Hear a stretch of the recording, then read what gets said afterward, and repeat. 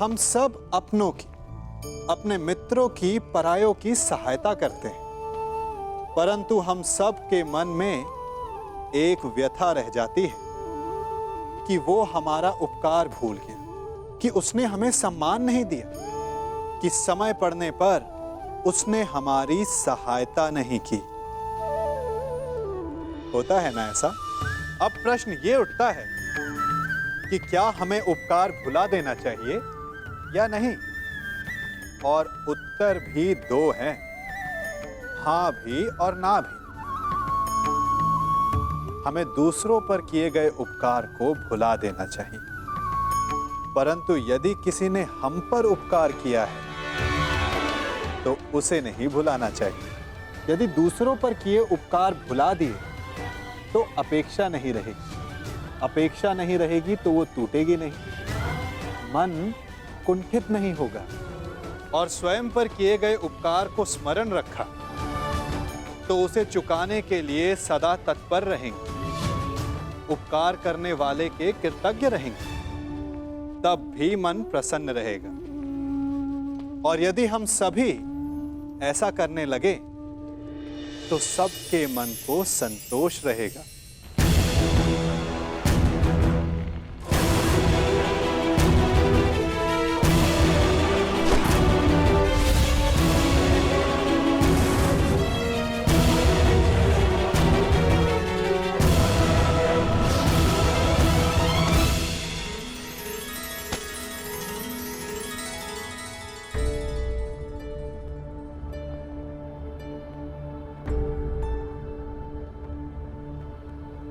इस सुगंध से तो प्रभु परशुराम का तेज स्मरण हो आया है।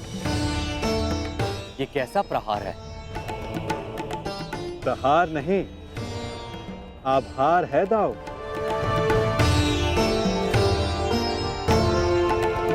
कहा था ना कि आने वाला योद्धा तनिक भिन्न होगा। हस्तिनापुर के युवराज की ओर से मैं परशुराम शिष्य राधेकर्ण श्री बलराम और वासुदेव को नमन करता हूं। शत्रु को नमन?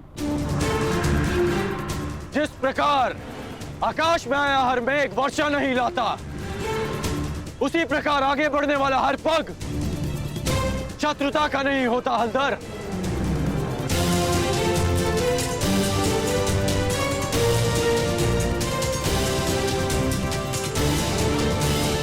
हस्तिनापुर की मित्रता स्वीकार करें। शत्रुता का विकल्प तुमने ही चुना था कर्ण। जब मित्रता ही करनी थी तो अश्वमेघ यज्ञ का अश्व रोका क्यों? ताकि यज्ञ पूर्ण करने की आपकी मंशा और आपके वीरों का परिश्रम व्यर्थ ना जाए।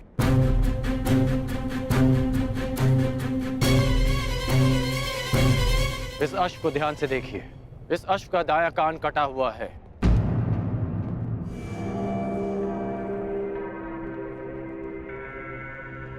अर्थात इसका अंग भंग है, और नीति अनुसार अंग भंगित अश्व के साथ किया गया यज्ञ फलदायी नहीं होता। इसलिए मैंने आपके इस अश्व को रोका।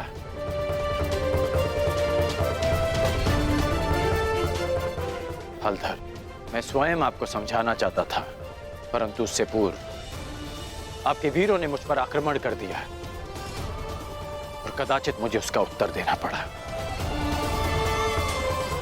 परंतु आपने स्वयं देखा होगा कि मैंने उन्हें केवल निशस्त्र किया, उनके प्राण नहीं लिए। तो तुमने मेरी सहायता करने के लिए अश्व रोका। अद्भुत, हम प्रसन्न हुए।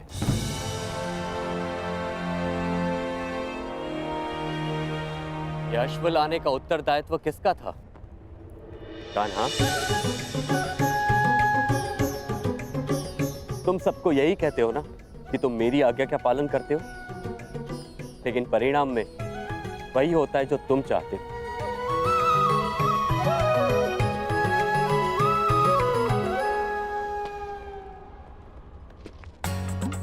अब क्या करूं दाऊ, मेरा भाग्य ही ऐसा है। भाग्य नहीं, धूर्तता है तुम्हारी।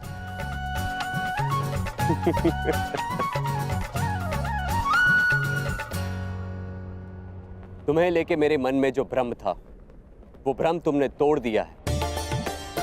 हम प्रसन्न हुए। कहो, क्या इच्छा है?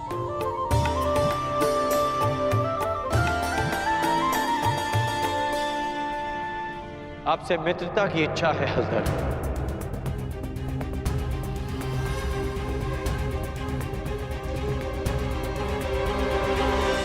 और एक आश्वासन भी बलराम, आवश्यकता पड़ने पर आप और आपकी सेना हस्तिनापुर की सहायता अवश्य करेंगे।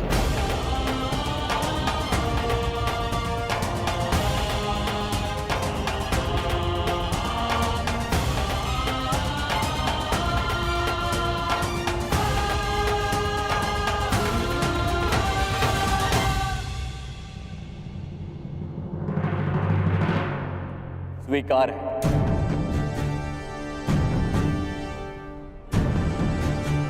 परंतु मैंने तुमसे कुछ मांगने को कहा था कर्ण। इस समय मेरा लक्ष्य युवराज दुर्योधन को सर्वशक्तिशाली बना देना है।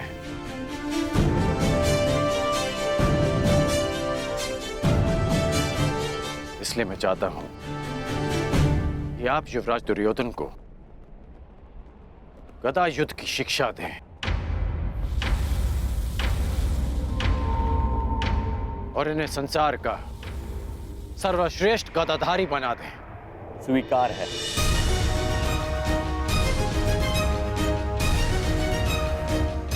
आओ, द्वारका का आतिथ्य ग्रहण करो।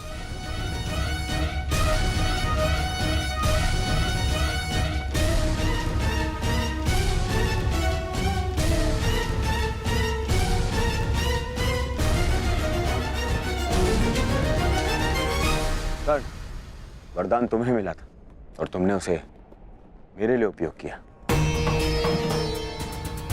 आज तुमने एक बार फिर यह सिद्ध कर दिया कि संसार में यदि कोई मेरा सबसे बड़ा हितैषी है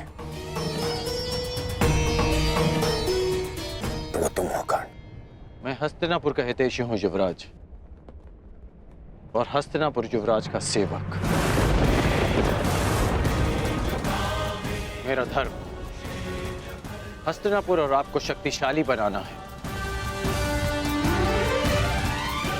प्रणिपात युवराज।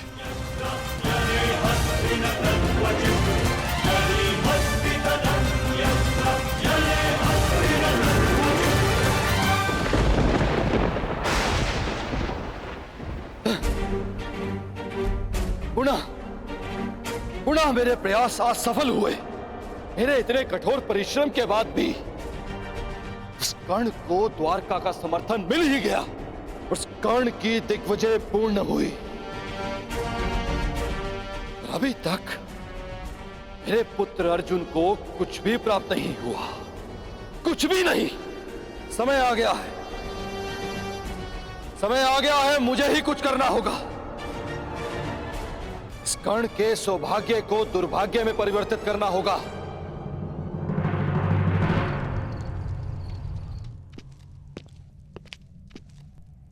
दिग्विजय पूर्ण हुई कर्ण।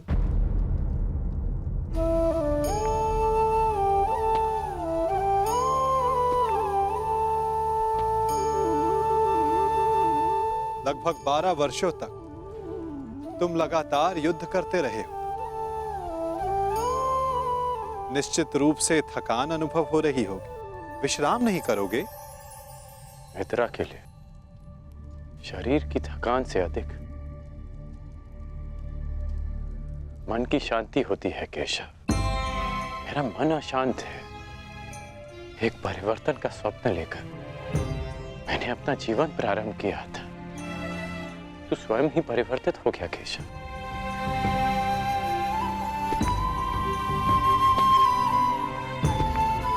परिवर्तन चाहते हो और स्वयं के परिवर्तित होने से घबराते हो। ये दोहरा व्यवहार उचित नहीं राधे। मैं ऐसा परिवर्तन नहीं चाहता था केशव। मैंने सदा स्वतंत्रता की कामना की थी, और आज स्वयं हस्तिनापुर का दास बन के। मैंने तो कितनी बार तुमसे ये बंधन तोड़ देने का आग्रह किया अंगराज, तुमने ही नहीं स्वीकारा। जानते हो मन में संतोष क्यों नहीं है? क्योंकि लक्ष्य शुद्ध होने के साथ साथ साधन और सहायक भी शुद्ध होने चाहिए। और तुम ये भली भांति जानते हो कि तुम्हारे सहायक कैसे हैं। मित्र, अब भी समय है तुम्हारे पास। नहीं केशव, समय बीत चुका है। मैं अपना वचन नहीं तोड़ सकता। मैं आपसे पूछता हूं, आपने भी तो कई वचन दिए होंगे, क्या आप अपने वचन तोड़ सकते हैं?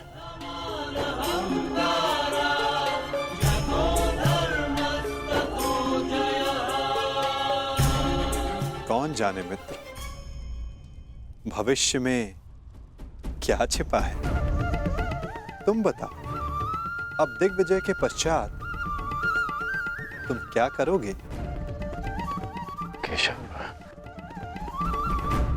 मेरा मन अशांत है। सोच रहा हूं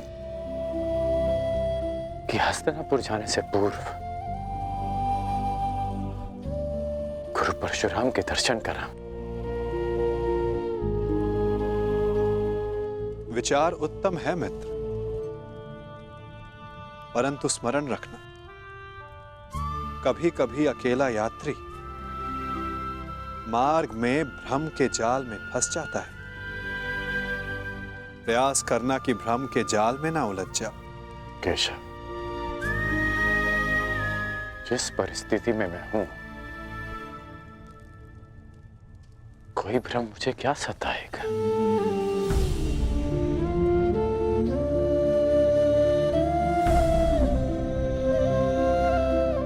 आपकी मुस्कान मुझे बहुत शांति देती है केशव। आज्ञा दीजिए।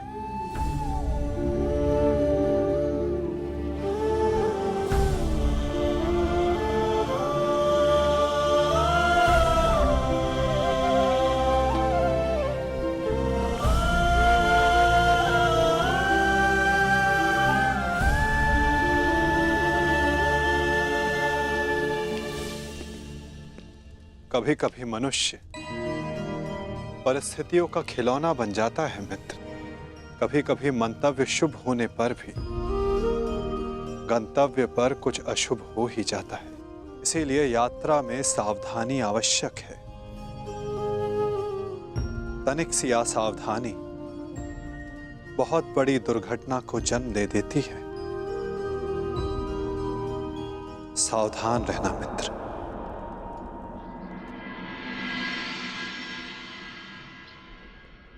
अपने गुरु से भेंट करने से मैं तुम्हें रोक नहीं सकता मित्र, परंतु मैं चाहता था कि तुम मेरे साथ में हस्तिनापुर चलो, मेरे इस दिग्विजय का सम्मान और सत्कार प्राप्त करो।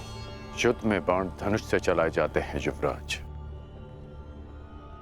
परंतु विजय सदा योद्धा की मानी जाती है। उसी भांति दिग्विजय आपकी है। मैं तो केवल एक निमित्त मात्र हूं।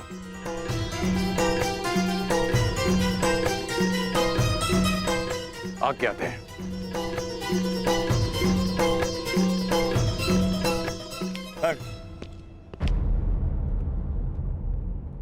अपने मित्र को हार कर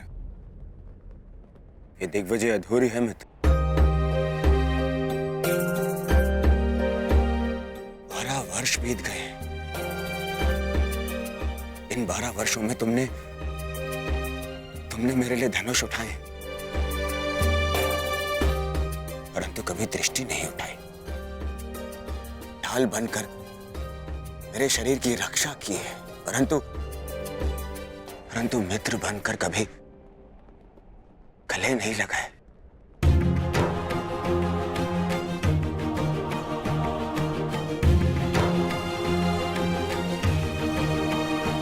मुझे तो यह समझ में नहीं आता कि वनवास उन पांडवों का था या मेरा। बस मित्र, अब तो क्षमा कर दो मुझे। एक दिग्विजेता को अपने सेवक से क्षमा मांगना शोभा नहीं देता युवराज।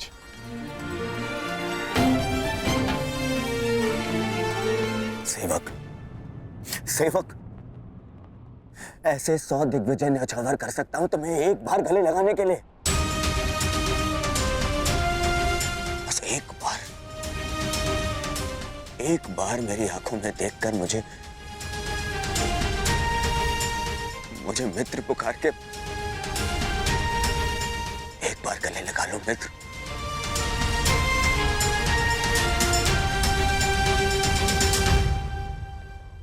कदाचित एक बार उस मित्र की पुकार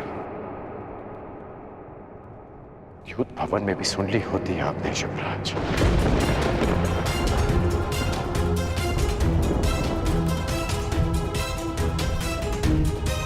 अब जो आपके सामने खड़ा है वो आपका और हस्तिनापुर का सेवक अंगराज कर्ण है, आपका मित्र राधे कर्ण द्रौपदी के अपमान की ज्वाला में भस्म हो चुका है।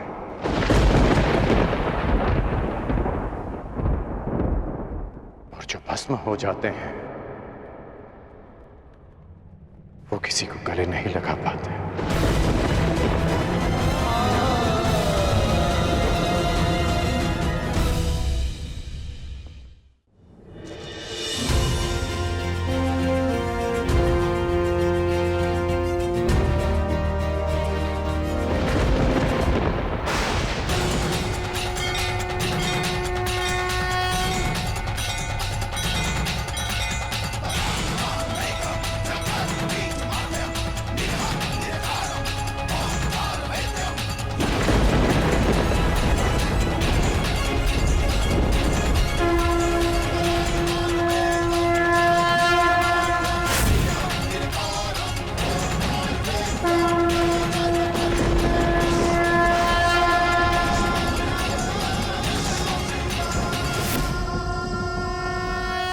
स्वागत है देवराज।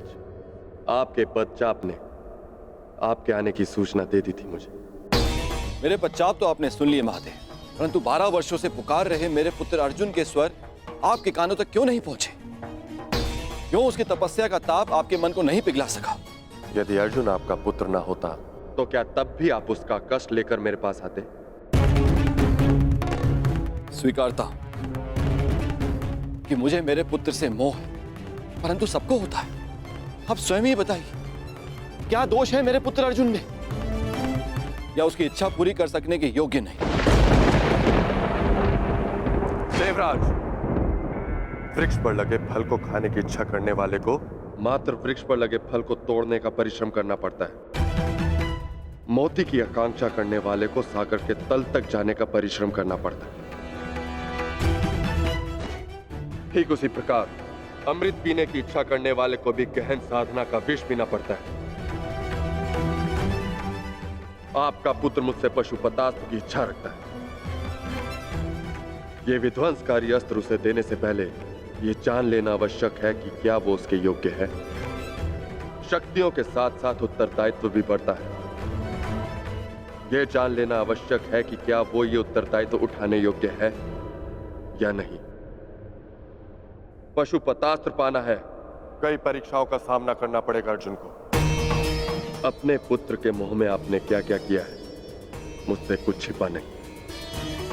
पूरे पुत्र को नीचा दिखाने के लिए आपने देवराज पद की गरिमा को किस तरह लांछित किया है, भली भांति जानता हूं। देवराज, यदि एक पिता अपने पुत्र की परीक्षा लेता है तो पुत्र प्रशंसा पाता है। जब एक पिता पुत्र की प्रशंसा करता है तो पुत्र केवल परीक्षा पाता है। आशा है कि अगली भेंट देवराज इंद्र से होगी, पुत्र मोही पिता से नहीं।